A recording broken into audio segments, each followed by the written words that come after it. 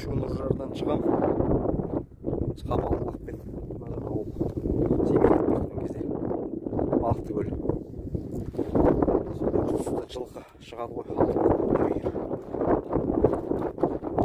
Мына жерден жылқы қағам түнде көрмеймін.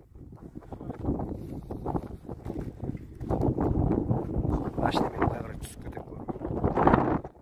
Бір КамАЗдар тоқтап нетіп. Осы жерге участковый нелер бәрі келіп патруль МЧС түнде бізді алып кетті. Содан бері хабар жоқ. Кімнің жылқысы таппай жатыр. Соның жылқысы хозяин.